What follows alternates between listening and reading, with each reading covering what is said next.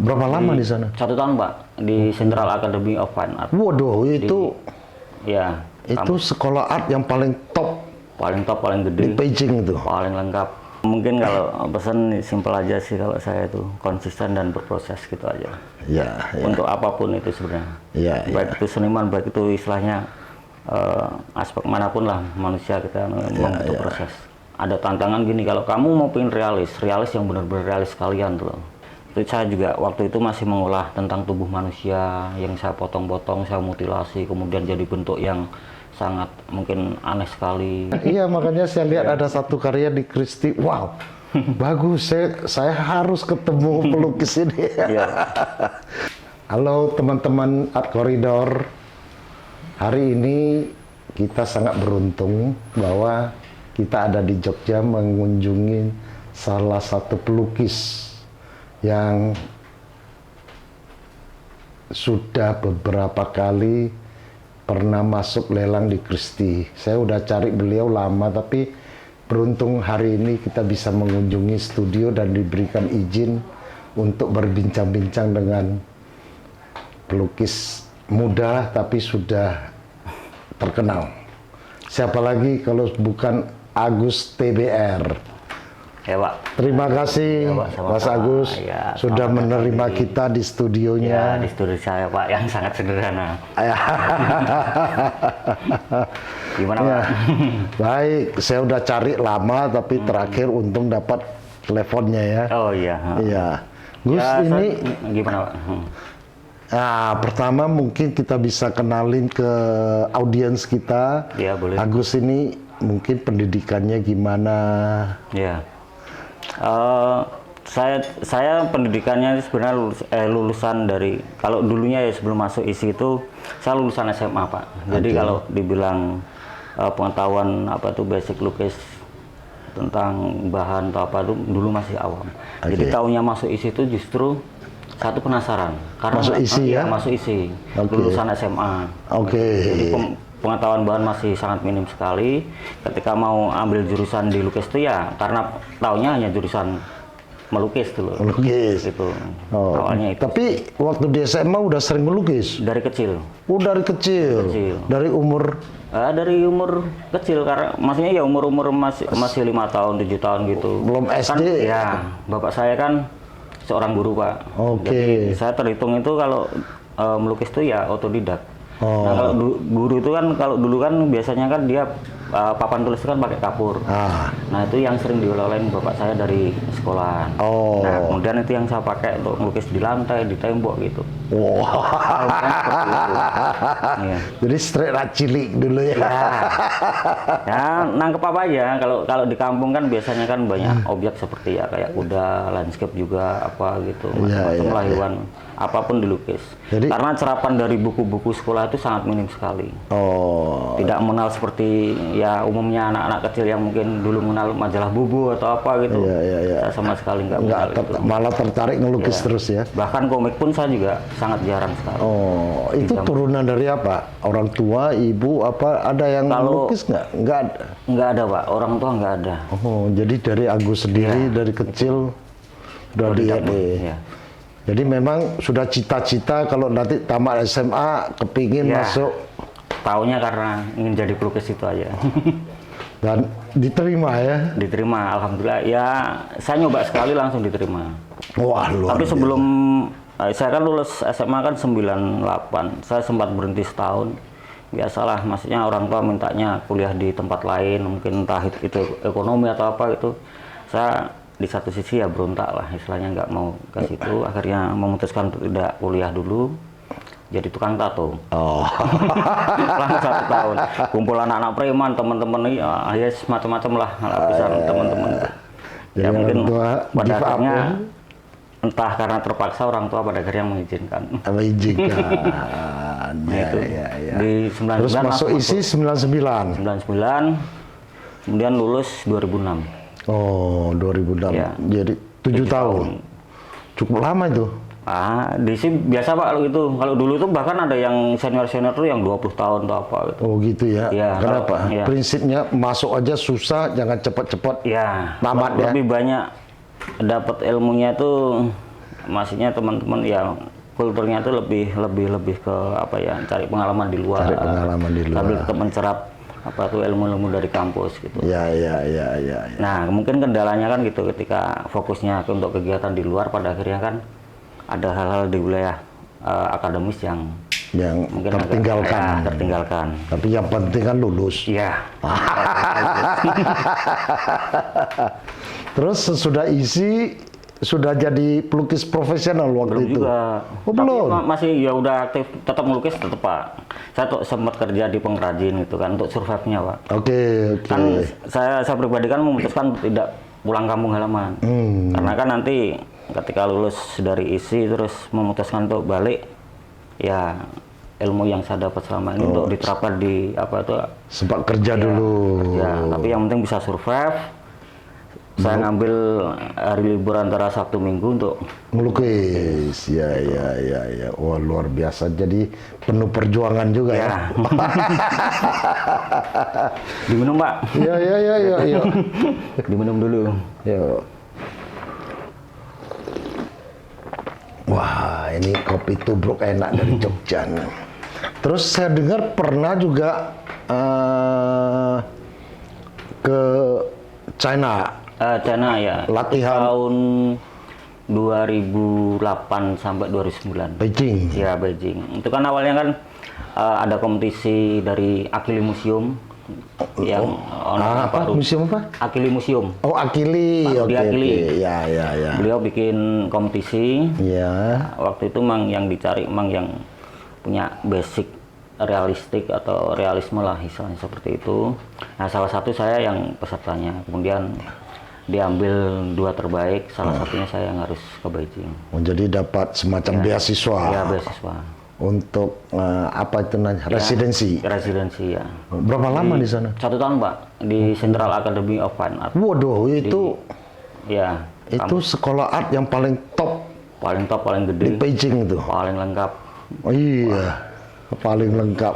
Ya, Ya, itu banyak maestro-maestro itu ya dari ya, sana. dari sana. Kalau nggak salah di China itu ada 8 sekolah yang seni yang top. Ya. Ya, salah satu yang paling top ya Central Academy of Art yang di Beijing itu. Dan itu dekat juga dengan kawasan yang di daerah distrik apa itu 798. Ya, 798 itu. Oh, dekat. Itu hampir tiap minggu saya ke situ ngabisin waktu dari pagi jam 10 udah sampai sore gitu.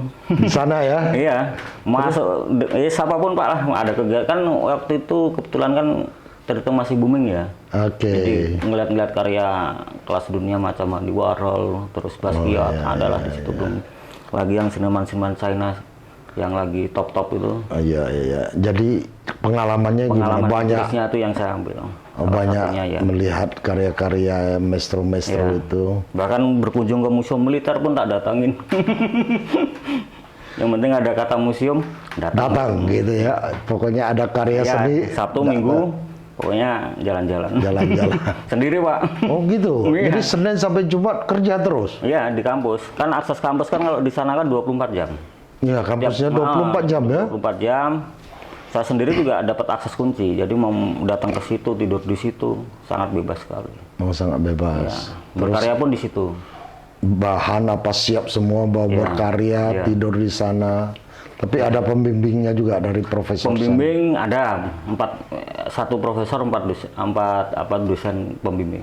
Oh. Jadi tiap 2 minggu sekali kita nanti ada presentasi gitu. Ya. Kira-kira manfaatnya gimana selama setahun di sana? Sangat banyak sekali Pak. Maksudnya kalau saya sih lebih ke apa ya, saya mengambil yang manfaat tuh kayak etos kerja mereka kan sangat di situ. Etos kerjanya Etos ya. kerjanya itu, terus cerapan empiris yang dari kegiatan pameran yang di luar-luar itu, ataupun pola kerja mahasiswa di sana kan juga sangat unik sekali tuh Pak. Maksudnya kan masih dengan istilahnya sebuah kampus yang besar dan lengkap itu masih menganut apa itu gaya-gaya tradisional kayak apa itu sanggar tuh. Oke. Ya suasananya dibikin tetap Kayak nyantai gitu tradisional ya. tapi di universitas. Iya seperti itu. Dibimbing oleh Ya. profesor. Itu yang sangat menarik. Waduh. Itu tahun berapa itu? 2008 sampai 2009. 2008 2009. Ya. Jadi kalau ada kesempatan mau lagi kembali sana. Sangat, Pak. Wah. Pengen sekali, Pak. Iya. Nah, jadi ini sesudah kembali, kira-kira inilah hasil dari mix antara isi dengan sana segala macam. Ini gaya yang terakhir ya? Iya, salah satunya. Terutama dari segi teknis itu yang saya banyak pelajari dari sana. Oh iya. Waktu itu kan sebelum berangkat sana kan saya masih kecenderungan realis yang saya pakai itu masih ada unsur-unsur kehalusannya, detail-detailnya gitu. Terus ketika ada masukan dari salah satu dosen di sana, ada tantangan gini, kalau kamu mau pengen realis yang benar-benar realis sekalian tuh. Oke. Tapi kalau kamu ada kecenderungan brushstroke, kenapa nggak kamu istilahnya Langsung brushstroke Itu total. dikembangkan di total, bukan berarti di situ nggak ada detail. Tetap kamu harus memunculkan detail-detail dari istilahnya teknik yang kamu pakai itu. Iya. Nah dari situlah kemudian salah satunya yang karya-karya. Ini yang lahir ya. Kalau boleh dijelasin ini kira-kira aliran apa ini? Sebenarnya kalau saya tuh mengadopsi banyak aliran sih Pak, maksudnya gini ya, ada kecenderungan realistik. Ada realisnya. Kadang surrealistiknya. Surrealisnya ada. Ya, kan? Kontemporernya. Kontemporelnya. Banyak yang saya pakai. Jadi kalau untuk penamaan alirannya apa, saya sendiri. Belum ya. Biar nanti Ya, masyarakat kurator yang nentuin ya. Publik yang nentuin. Brushstroke ada.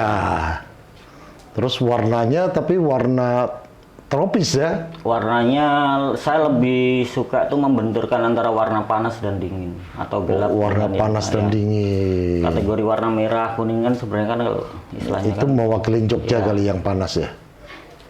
Jakarta kayaknya warna. Kalau yang dingin, Beijing di musim Ya. dingin ya. Oh ya. Jadi benturan antara warna dingin dengan itu. Tapi di sini kelihatannya ada powernya, ada apanya, gimana kira-kira? Ada suatu energi di dalam.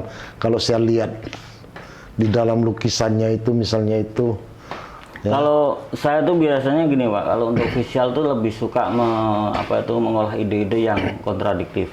Kontradiktif Di sini tuh biasanya ada kecenderungan istilahnya kayak ini figur-figur yang ambigu.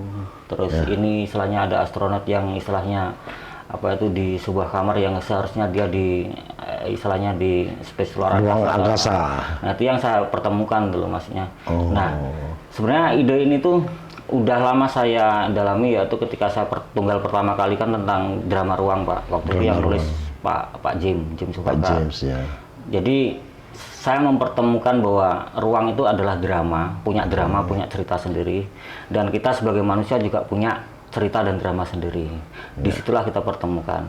Dari dua itu kan juga ada pemahaman bahwa manusia saat ini kan juga hidup dalam dua ruang lah.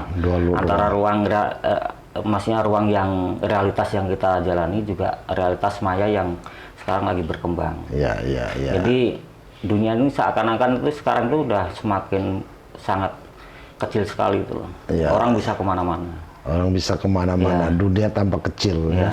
Jadi dengan teknologi, dengan apa yang ada sekarang. Ya, betul Pak. Iya.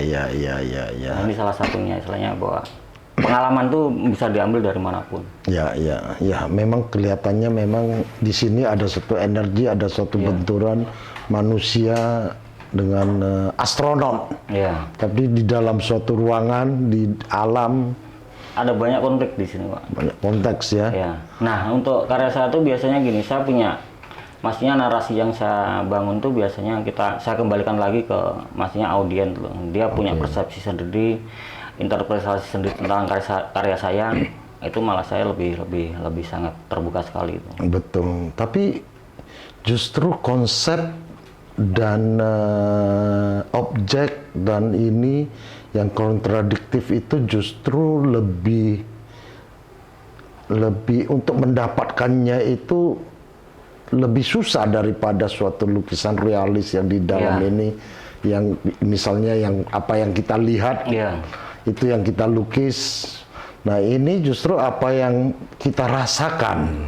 Betul Pak, jadi ada ruang-ruang misteri yang istilahnya saya pribadi ingin berkelana, istilahnya ada sebuah pertanyaan apa tentang istilahnya misteri tersebut, begitupun dengan istilahnya orang yang mengapresiasi. Ya, dan setiap lukisan saya lihat berbeda-beda.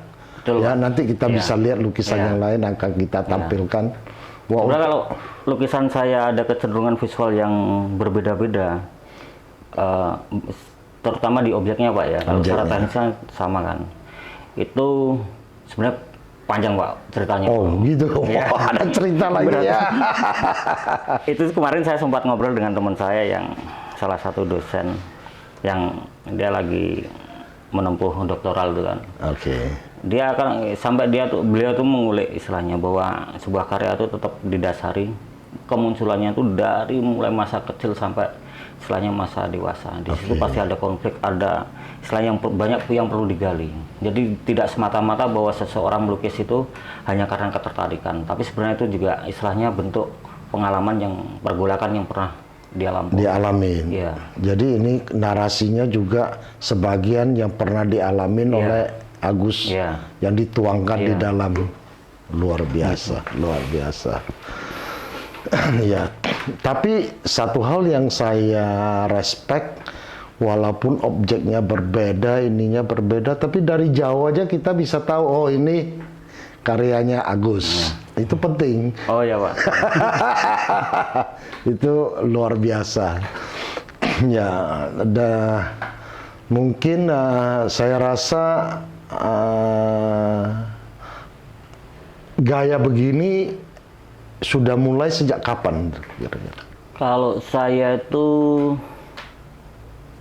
mulai kurang lebih ya hampir 10 tahun ini Pak. 10 tahun ini ya? Iya. Tapi tahapannya itu juga dulu itu gini Pak, itu juga akhirnya kan balik lagi ke masa-masa awal kuliah. Oke. Itu saya juga waktu itu masih mengolah tentang tubuh manusia yang saya potong-potong, saya mutilasi, kemudian jadi bentuk yang sangat mungkin aneh sekali. Sehingga istilahnya simbol manusia itu, figur itu masih tak bawa ke unsur-unsur sini dengan mungkin dengan saya bolak-balik atau apa gitu. Terus kemudian saya masukin satu persatu kayak ruang atau apa landscape gini-gini. Terus kayak masukin figur kuda untuk beberapa periode kayak itu juga ada ceritanya dulu itu. Kenapa alasan saya melukis kuda waktu itu. Kuda. Itulah sebenarnya rangkuman dari banyak pengalaman yang pernah saya. Iya. Tapi yang puncaknya yang mirip gini ini kayaknya baru ya, nggak lama ya. Tapi memang kelihatan berbeda-beda. Ya, perjalanannya. Ya. Yang 2012. 2012. Ya. 2012 tuh lebih spesifik tentang manusia yang terasing. Jadi bicara tentang manusia. Yang tunggal sebelumnya 2010 di Jakarta itu tentang drama ruang itu tadi. Jadi saya menggabungkan drama ruang, kemudian saya masukkan tentang tema-tema kemanusiaan gitu, saya gabungin. Nah, kemudian tunggal berikutnya itu ya yang akhirnya proyeknya. Yang ini ya. Iya, dan ada beberapa yang saya lihat backgroundnya itu kalau dipotong tuh bisa jadi suatu lukisan abstrak yang bagus juga itu. Oh ya. Jadi di sana ada unsur abstrak juga. Iya, ada Pak, maksudnya ada. Sebenarnya kayak objek-objek ini kan juga kan bentuk abstraksinya kan ada. Iya. Walaupun secara visual sebenarnya pengen menggambarkan mungkin kayak istilahnya api atau apa gitu kan. Iya. Ada besutan-besutan yang istilahnya dia merusak atau. Iya. Luar biasa. Jadi saya rasa di dalam perjalanan ini apakah nanti akan ada seri yang baru lagi gitu? Sangat memungkinkan Pak. Sangat memungkinkan. Karena saya percaya dengan proses dan itu memang nggak ada kata selesai. Ya, jadi berkembang terus. Ya, kalau bisa dengan apa yang sama tapi seri yang baru, yang berbeda setiap tahun ya. Betul Pak. Wah, terima kasih saya rasa untuk kali ini. Ya, cukup banyak yang kita gali. Mungkin kata terakhir ada pesan-pesan untuk teman-teman pelukis atau kolektor-kolektor atau audiens. Mungkin kalau pesan simpel aja sih, kalau saya itu konsisten dan berproses gitu aja. Ya. Untuk apapun itu sebenarnya. Ya. Baik itu seniman, baik itu istilahnya aspek manapun lah manusia kita membutuh proses. Oh, gitu. Dan disitulah hasilnya ketika dengan konsisten itu. Itu aja, Pak, sih. Terima kasih Pak Oke, Agus. Pak Ali, terima Terakhir kasih. saya kepingin ucapkan selamat. Iya, Pak. Ya kan, bahwa saya lihat ya kemarin dari buku Kristi, ternyata Agus terpilih ya. Iya. Malah nggak tahu ya. Saya nggak Pernah ikutin ya. nggak pernah ikutin, Pak. Ya kita lihat Lebih ada fokus satu lebih fokus berkarya aja. berkarya aja ya. Iya, makanya saya lihat ada satu karya di Kristi. Wow. Bagus, saya harus ketemu pelukis ini. Iya. Baik, terima kasih. Oke, Pak, Semoga terima kasih, tambah ya. maju Iya, Pak, dan sama-sama. berkarya terus. Oke, Pak, siap. Terima kasih. Baik teman-teman, jangan lupa subscribe supaya nanti kita bisa bikin video yang lebih bagus-bagus lagi. Terima kasih, sampai jumpa. Oke.